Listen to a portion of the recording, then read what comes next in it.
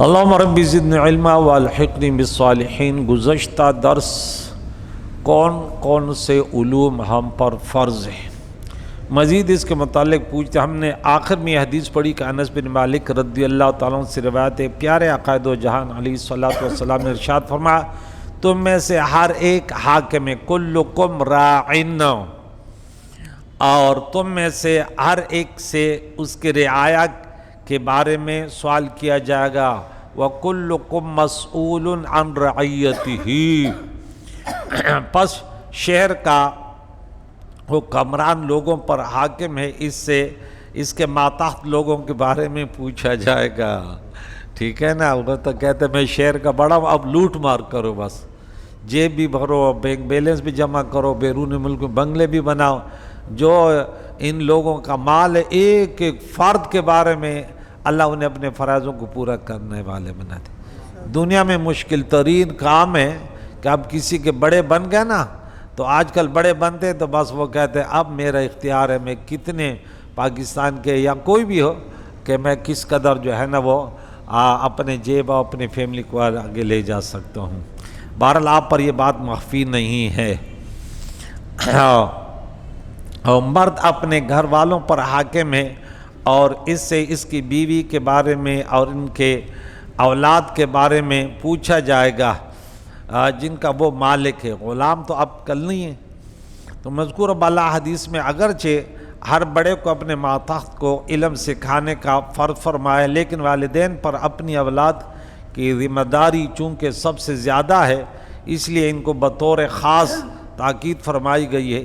چنانچہ حضرت عثمان حاطبی رضی اللہ تعالیٰ عنہ فرماتے ہیں، میں نے حضرت عبداللہ بن عمر رضی اللہ تعالیٰ عنہما کو سنا کہ آپ ایک شخص کو فرما رہے تھے، اپنے بیٹے کو ادب سکھاؤ، بے شک تم سے تمہارے لڑکے کے بارے میں پوچھا جائے گا جو تم نے اسے سکھایا، اور تمہارے اس بیٹے سے تمہارے فرمان برداری اور اطاعت کے بارے میں پوچھا جائے گا۔ یعنی اب انسان نادان کیا ہے کہ ہم ہمیشہ ان چیزوں کے طلب میں ہوتے ہیں جس کے بارے میں ہم سے نہیں پوچھا جائے گا۔ مثال کہ میرے یہ شاگرد ہیں، تو مجھ سے یہ نہیں پوچھا جائے گا کہ شاگرد نے تمہاری کتنی خدمت کی۔ یہ میرا بیٹا، تو یہ نہیں پوچھا جائے گا کہ بیٹے نے تمہارا کتنا، یہ مجھ سے نہیں پوچھا جائے گا۔ شوہر سے یہ نہیں پوچھا جائے گا کہ تمہاری بیوی نے تمہاری کتنی خدمت کی۔ حاکم وقت سے یہ نہیں پوچھا جائے گا کہ رعایا نے تمہارا کتنا حکمران۔ ارے تم سے تمہارے فرائض جو تمہاری ذمہ داری ہے اس کے بارے ہم کس کے بارے میں پوچھتے ہیں جو ہم سے نہیں پوچھا جاتا کہ یہ میرا شاگرد ہے، میری بات ہی نہیں، تو کیا خبر میں پوچھا جائے گا؟ یہ میرا پڑوسی ہے، میرا حق ہی نہیں ادا کرتا، تو بھئی کیا اگر ادا نہیں کیا تو تمہارے نمبر کم ہو جائیں گے؟ پوری زندگی پڑوسی نے تم سے برا کیا تمہارا پرچہ فیل ہو جائے گا؟ تم سے تو اور زیادہ نمبر ملیں گے نا۔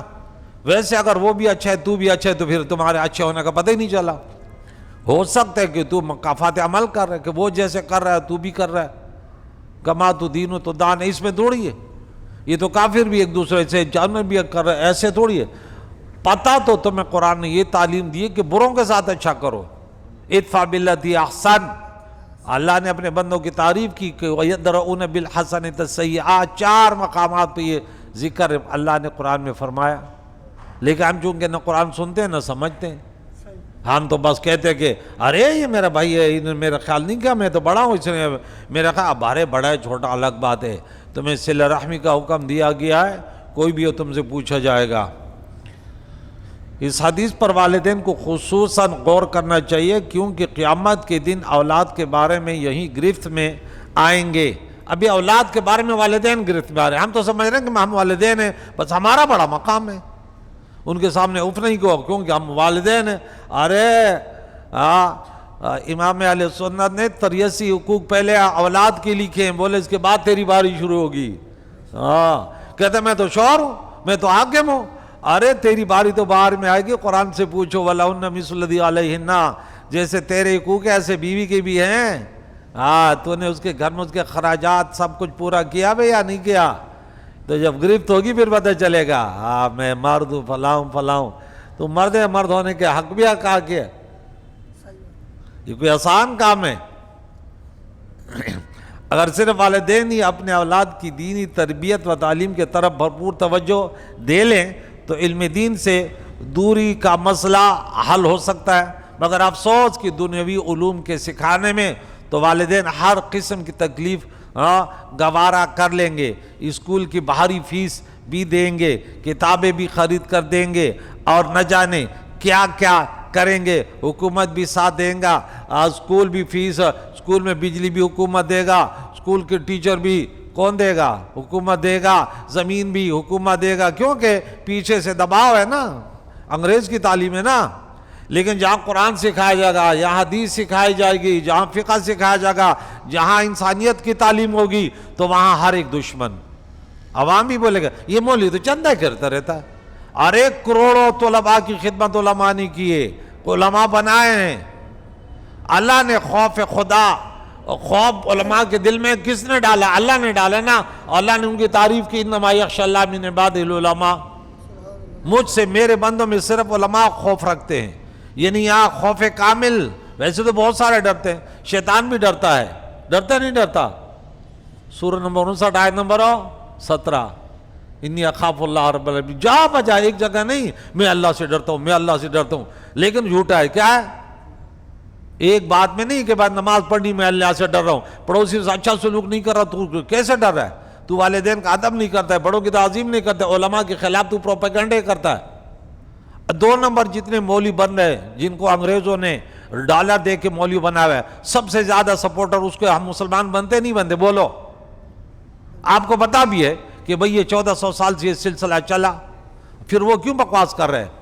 ان کو پتا کہ لوگوں میں 2 نمبر بہت سارے شرابی ہیں، بدکار ہیں، بے نمازی، وہ میرا ساتھ دیں گے بھائی۔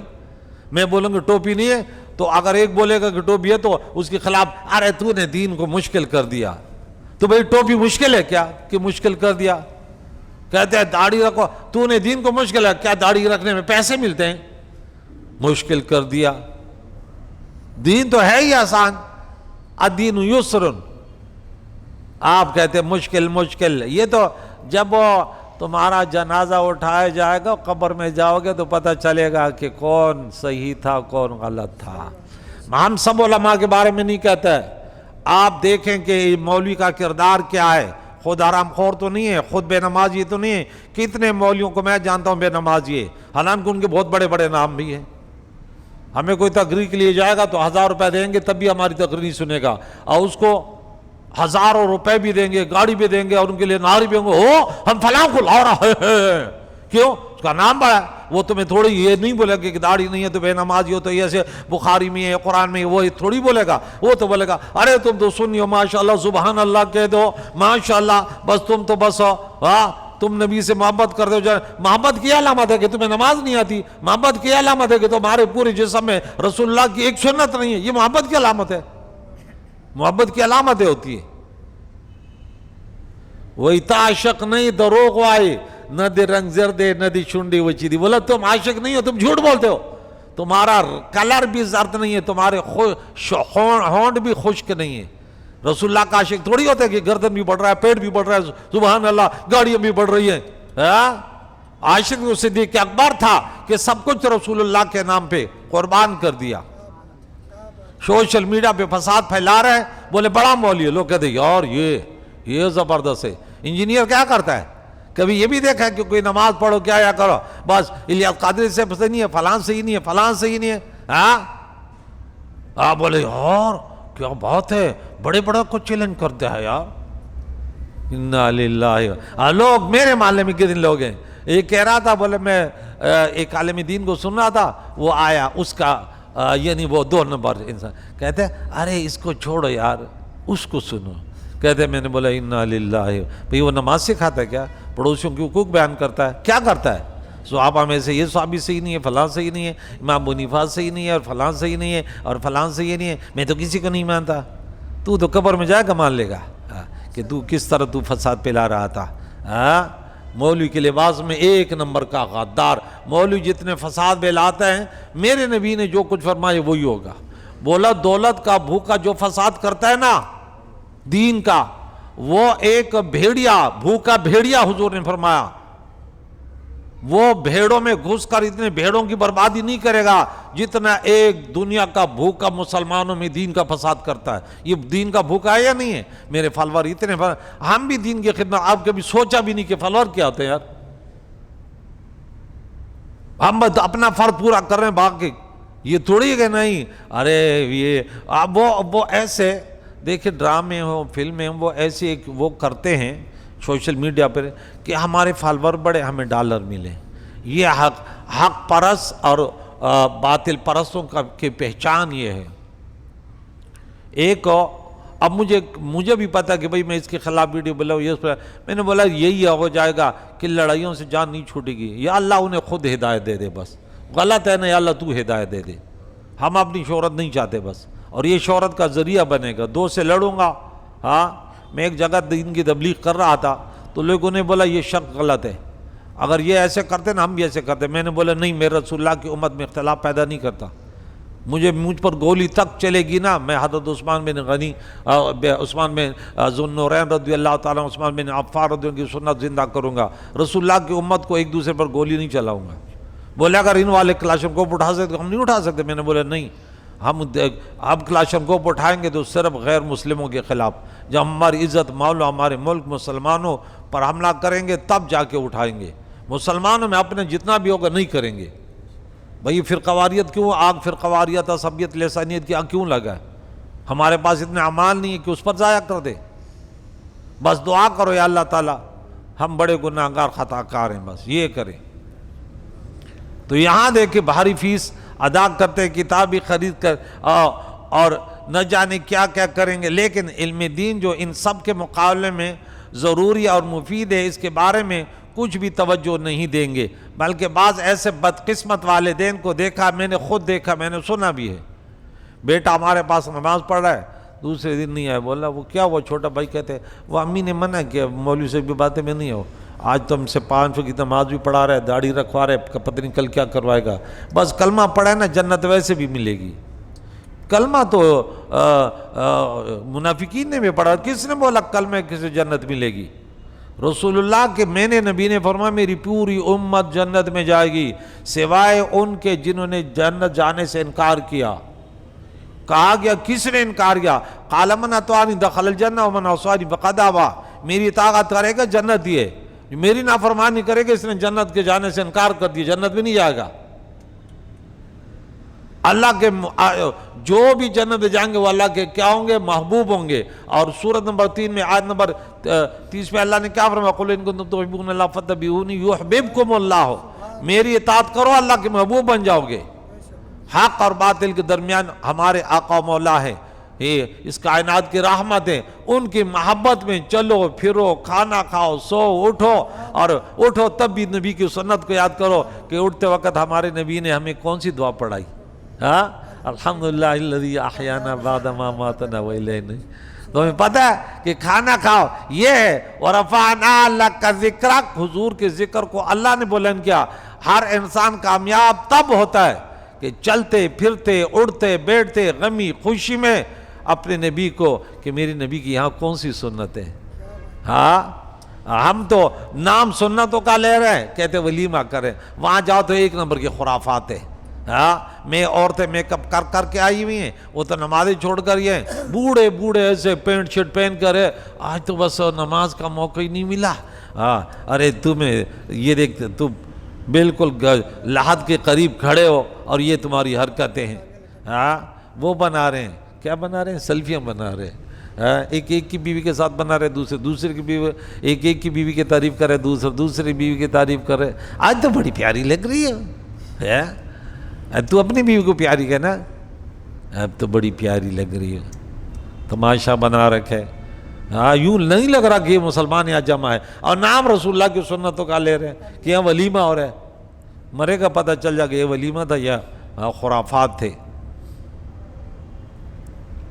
تو وہ بعض ایسے بدقسمت والے دین کو دیکھا، اگر اولاد دین اور علم دین کے طرف راغب ہوتی ہے تو انہیں جبرن منع کرتے ہیں اور کہتے ہیں کہ اس میں کیا رکھا ہے، ہم تو ڈالر اور دینار، اللہ کے نبی نے فرمایا ملعون ہے ڈالر اور درہم اور دینار کا بندہ، ہاں دینار کے لیے اٹھتا بھی ہے بیٹھتا بھی ہے.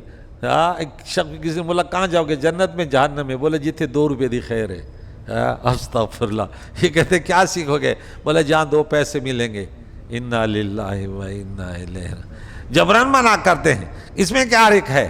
ہم دنیاوی علم کی اہمیت و ضرورت کا انکار نہیں کرتے، سیکھیں، لیکن نیت اچھی رکھے. فیملی کی حفاظت کروں گا، ان کی خدمت کروں گا، بے روزگاروں کو روزگار دوں گا، اپنا گھر بنائیں گے، کسی کے گھر کے محتاج. اچھا ہے نا اپنا گھر بنا لے، گاڑی لوں گا، اپنی فیملی کو گھماؤں، اچھا ہے نا. لیکن یہ ارادہ نہ کرے کہ دیکھ لو کہ میں دکھا دوں گا لوگوں کو. میرے نبی نے فرمایا اچھے سوچ کرنے والے ایک اچھے انسان کے برابر ہو جاتے ہیں صرف اچھی نیت سے. ایک برا انسان برا بن جاتا ہے صرف بری نیت ارادہ کہ فلاں اتنی فحاشی اور ریانی کر رہے، میرے پاس پیسے، اس سے بڑھ کر میں کنجی رہنا چاہوں گا. بولے اس نے کیا تو نہیں لیکن اس کے ساتھ برابر ہو گیا. تو ہم اس کا انکار نہیں کرتے، لیکن یہ دینی علم کے بات ہے. اور والدین کا یہ کہنا کہ علم دین میں کیا رکھا ہے، اللہ اکبر، یہ بالکل غلط جملہ ہے. اول تو یہ جملہ ہی کفریہ ہے. یہ جملہ یہ شخص گیا کہ اس میں علم دین کی تحقیر ہے. دوم اس پر غور کر لیں کہ علم دین سیکھنا اور سکھانا افضل ترین عبادت ہے. انبیاء کرام علیہم السلام کی وراثت دنیا و آخرت کی خیرخواہی. العلماء ورثۃ الانبیاء. تو کیا وراثت؟ ایک صحابی ہے، بولے بازار میں مدینہ طیبہ کے سوق میں کہا ارے تم ادھر وہاں مسجد نبوی میں رسول اللہ کی وراثت تقسیم ہو رہی، بھاگ بھاگ گئے، بولے ہم بھی حصہ لے لیں. جب گئے تو کوئی پڑھا رہا ہے تو کوئی پڑھ رہا ہے. بولے یہاں تو نہیں ہو رہی. بولے یہی تو نبی کی وراثت ہے. زکریا علیہ السلام پیچھے سورہ مریم میں پڑھ چکے ہیں نا. بولے یا اللہ مجھے میرا وارث بنا. تو بولا پیسے درہم دینار کا نہیں، ہمارے علوم کا، کہ آگے دین کی تبلیغ کرے.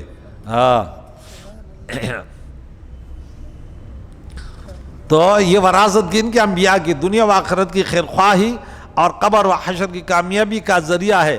آج نہیں تو کل جب حساب کے لیے بارگاہ الہی میں حاضر ہونا پڑے گا، اس وقت پتہ چلے گا کہ علم دین کیا ہے. بلکہ صرف اسی بات پر غور کر لیں کہ مرتے وقت آج تک آپ نے کسی شخص کو دیکھا ہے کہ جس کو دنیا کا علم حاصل نہ کرنے پر افسوس ہو رہا ہو؟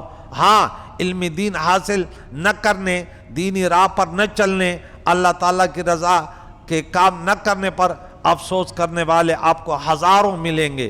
میرا بھائی میرے ساتھ پڑھتا تھا، ابو نے بولا دبئی بھیجتے. اس وقت تو بڑا خوش تھا، وہ اب افسوس کرے کاش میں آپ کے ساتھ ہوتا. کہتے دبئی میں کیا پیسہ کمایا ہر کوئی ناراض ہے، شوگر ہو گیا، کیا ہے؟ بولے سکون ہی نہیں ہے. میرا دوسرا بھائی انگلینڈ پہنچ گیا، پڑھتے پڑھتے بولا بھائی آپ کا سبق جو ہے نا آپ کے سکون کا ذریعہ بنا. ہم نے بہت پڑھا، کروڑوں ڈالر درہم کمائے، لیکن ہر ایک ہم سے ناراض ہے. کیا اس علم اس کا فائدہ کیا؟ جو بھی فون کرتا ہے 1-2 لاکھ روپیہ چاہیے. بولے کبھی اس کے علاوہ بھی تو فون کیا کرو کہ طبیعت کیسی ہے. دو تب بھی مسئلہ، نہیں دو تب بھی مسئلہ. ہمیں والدہ ہے تو فون کرتے بیٹے نہیں اب سوٹ بھی خریدے، نہیں بیٹا آپ کے حالات وہ صحیح نہیں چھوڑے. بس ان کو پتہ ہے کہ بھئی عالم دین کیا ہے. دعائیں الحمدللہ ہم جو کچھ والدین کے لیے کرتے بروز محشر یہ پتہ چلے گا کہ جیتا کون اور ہارا کون. کہ والدین کے لیے کس نے زیادہ کمایا. حساب تو ہوگا. اب تو کہتے مولی بنا تو کیا دیا، وہ تو سمجھتے یہی بڑی دولت ہے. یہ بڑی دولت نہیں ہے. والدین کے لیے نفلیں پڑھنا، اللہ کے حضور ہاتھ اٹھانا، یہ میں نے جتنا دیکھا یہ صرف علماء کی نصیب میں ہے، اللہ کے کرم ہے. دینی راہ پر نہ چلنے، اللہ تعالیٰ کی رضا کے کام نہ کرنے پر افسوس کرنے والے آپ کو ہزاروں ملیں گے. اور یوں ہی مرنے کے بعد ایسا کوئی شخص نہ ہوگا جسے ڈاکٹری نہ سیکھنے پر، انجینئر نہ بننے پر، سائنسدان نہ بننے پر افسوس ہو رہا ہو. البتہ علم دین نہ سیکھنے پر افسوس کرنے والے بہت ہوں گے. بلکہ خود حدیث پاک میں موجود ہے کہ کل قیامت کے دن جن آدمیوں کو سب سے زیادہ حسرت ہوگی، ان میں ایک وہ ہے جس کو دنیا میں علم حاصل کرنے کا موقع ملا اور اس نے علم حاصل نہ کیا. اللہ تعالیٰ مسلمانوں کو عقل سلیم دے اور انہیں علم دین کی ضرورت اور اہمیت کو سمجھنے کی توفیق عطا فرمائے. اور یہ یاد رکھیں، یہ آخری بات چل رہی ہے، اس آیت سے معلوم ہوا کہ سوال کرنا علم حاصل ہونے کا ایک بہت بڑا ذریعہ ہے. علماء سے سوال کرنا، ٹھیک ہے. علی مرتضیٰ رضی اللہ تعالیٰ عنہ سے روایت ہے کہ حضور علیہ السلام نے ارشاد فرمایا علم خزانے ہیں اور ان خزانوں کی چابی سوال کرنا ہے تو تم سوال کرو، یعنی فاسألوا اہل الذکر ان کنتم لا تعلمون۔ یہ دو آیتیں ہیں، یہاں پہ 7 نمبر آیت ہے اور سورہ نحل میں 43 نمبر آیت ہے۔ تو تم سوال کرو، اللہ تعالیٰ تم پر رحم فرمائے، کیونکہ سوال کرنے کی صورت میں 4 لوگوں کو اجر دیا جاتا ہے، سوال کرنے والے کو، سکھانے والے کو، سننے والے کو، ان سے محبت رکھنے والے کو۔ اور عبداللہ بن عمر رضی اللہ تعالیٰ عنہ سے روایت ہے حضور پر نور صلی اللہ علیہ وسلم نے ارشاد فرمایا اچھا سوال کرنا نصف علم ہے۔ دعا ہے کہ اللہ تعالیٰ ہمیں زندگی کے تمام پہلو میں درپیش معاملات کے بارے میں اہل علم سے سوال کرنے اور اس کے ذریعے دین کی شرعی احکام کا علم حاصل کرنے کی توفیق عطا فرمائے۔ میرے نبی نے فرمایا، مزید میں نے ایک موضوع آج لیا ہوا تھا، آیتیں بھی جمع کی تھی، ایک بیٹے نے کہا کہ آج یہ جو اس میں آگ لگ گئی تھی گلبرگ اس میں، تو بولا یہ موضوع کیا ہے؟ میں نے بولا قرآن میں اس کا بھی ذکر ہے۔ یہ جو بھی موضوع دیکھو گے نا قرآن پاک میں اس کا ذکر ملے گا آپ کو۔ سورہ نحل میں 61 نمبر آیت ہے، سورہ روم میں آیت نمبر 41 ہے، اور سورہ فاطر میں آخری آیت ہے، اسی طرح سورہ شورا میں آیت نمبر 30 ہے کہ یہ چیزیں جب ہوتی ہیں، یہ فسادات برپا ہوتے ہیں، قرآن کہتے ہیں ظہر الفساد، یہ فساد ظاہر ہوا نہیں ہوا کہ کروڑوں روپے خربوں روپے نقصان ہے، فی البر والبحر، دریا میں خشکی میں، بما کسبت ایدیکم، ہاں کہ تمہارے اللہ فرمائے تمہارے کردار کی وجہ سے، تاکہ تم رجوع الی اللہ کرو کہ بھائی اتنی دنیا جمع کی آگ لگ گئی، کاش میں اس سے زکوٰۃ دیتا، غریبوں کا حق دیتا، نہ ڈکیت چھین سکتے نہ اس کو آگ لگتی، کیونکہ زکوٰۃ کے ذریعے پاک ہو جاتا ہے نا وہ مال پھر۔ اچھا یہ تو دنیا میں یہ بڑے بڑے نقصانات ہوتے ہیں، افسوس ہوتے ہیں۔ یہ سورہ شورا کی جو میں نے آیت نمبر 30 بتائی کہ وما اصاب من مصیبۃ فبما کسبت ایدیکم یعفو، تمہیں جتنی بھی مصیبتیں پہنچ دی تمہارے ہاتھ کے کردار کی وجہ سے۔ ایک شخص نے بولا میری چوری ہو گئی، تو میں نے بولا اصل مسئلہ یہ ہے کہ جو ہم حرام خوری کرتے ہیں، رشوت لیتے ہیں، دوسروں کا حق مارتے ہیں، اور اس کے علاوہ بہت ساری چیزیں، میں نے بولا اس سے ایک جراثیم پیدا ہوتے ہیں، اس گناہ کے جراثیم جو ہے نا وہ پھر ہمارے سامنے ڈاکو کی شکل میں آتے ہیں، اور قیامت کے دن گنج سام کے صورت میں آئیں گے، اور ڈھسے گے نا وہ بڑا چلائے گا، چیخے گا، بولا انا مالو کا انا خنزو کا، ارے میں تو تمہارا خزانہ ہوں، کیوں ہے؟ اور جو سورہ توبہ میں ہم پڑھتے ہیں کہ اس مال کو جہنم کی آگ سے تپایا جائے گا، اور پھر اس کے ماتھے پر، پھر اس کے کروٹوں پر، اس کے پیٹھ پر، تو یہ بار بار اللہ فرماتے ہیں، تو میں تھوڑی سی سزا دیتا ہوں کہ دیکھیں ایک جھلک ہوتی ہے کہ آج اگر یہ دولت مند لوگ جو کروڑپتی ہیں صرف اتنا بھی ہوتا نا کہ اپنے نوکر سے اچھا سلوک کرتے ہیں، میں سب سے پوچھتا ہوں، کہتے اتنے بدتمیزی سے پیش آتے ہیں کہ وہ تھوڑا سا اگر اس کو بولو حضور میری امی بیمار ہے، تھوڑا سا اگر سیٹھ جی بولے کہ آپ بدتمیز، تمہاری ہر وقت ماں بیمار ہوتی ہے، جل کسی اور جگہ چلے جا رہے، ہمارے پاس یہ دن نہیں ہوتے۔ اس کو اتنے دنیا نے پریشان کیا، دنیا اس کی لیلا ہے بھائی، وہ کہتے ہیں لیلا چھیننے کی بات نہیں کرنا۔ یہاں تک میں نے سنا کہ نماز پڑھنے والے بھی ان کو برے لگتے ہیں، تو پھر یہی رزلٹ ہوگا۔ اتنا بھی میں نے سنا، ایک میرے نماز سے اس نے بولا مجھے منع کیا، اگر تمہیں زیادہ نماز کا شوق ہے کسی اور فکر میں چلے جاؤ، میں نے بولا اگر تو اس کے چہرے پر اس وقت تھوک لیتا تو میں تمہیں آج انعام دیتا کہ تف تیری شکل پر لعنت ہو بدتمیز کہیں کا۔ نماز سے قرآن گواہ ہے، کافر ہی منع کرتا ہے۔ سورہ اقرا میں کیا ہے؟ تو نے اس شخص کو دیکھا کہ بندے کو نماز سے روکتا ہے؟ مسلمان نماز کی دعوت دے گا، اللہ کریم فرماتا ہے نماز سے روکے گا نہیں، یاد رکھو۔ تو یہ فسادات ظاہر ہوتے ہیں، ہمیں تنبیہ کے لیے قرآن کہتا ہے ہمیں کہ لعلہم یرجعون لعلہم یتضرعون، کہ یہ گڑ گڑائیں، فریاد کریں۔ اللہ محافظ جب بن جاتا ہے نا پھر وہ چیزیں برباد نہیں ہوتی۔ لیکن والد کو ناراض کیا، والدہ کو ستایا، اس دن کہ والدہ کا وہ آیا، بولا اس کی والدہ یہ تھے، میں نام نہیں لیتا، نام انہوں نے لکھا تھا، بولے فلاں آج یتیم خانے سے 7 ماہ پہلے اس کو جو ہے نا فلاں لے کر آیا تھا، اور یہ یعنی کروڑپتی، ایک امریکہ میں تو ایک برطانیہ میں تو ایک یہ فلاں ہیں، پاکستان کے بڑے بڑے اس پہ رو گئے، اب بولے یتیم خانہ میں یہ مر رہی ہے، دروازہ دیکھ دیکھ کے کوئی تو آ جائے گا. ہاں تو یہ اللہ پھر سزا دیتے ہیں نا. انہیں بڑا فخر کیا ہوگا کہ بیٹا ماشاءاللہ عالم دین پر تو فخر نہیں کرتے، عالم دین کم از کم ایسے تو نہیں کرتے. ہاں کہ والدین کی خدمت تو کرتے ہیں نا، ان کو پتہ ہے کہ والدہ ناراض ہے تو اللہ بھی ناراض ہے، والد ناراض ہے تو اللہ بھی ناراض ہے. کریم اللہ سے دعا ہے انشاءاللہ مزید کہ جیسے اللہ کے نبی نے فرمایا علماء بنو، طلباء بنو، ان سے محبت کرنے والے بنو، محبت سے ان سے باتیں سنو، اس کے علاوہ نہیں بنو ورنہ ہلاک ہو جاؤ گے. اللہ تعالیٰ ہمیں اس راستے پر گامزن فرمائے جس سے اللہ کی رضا مل جائے. وصلی اللہ علیہ وسلم.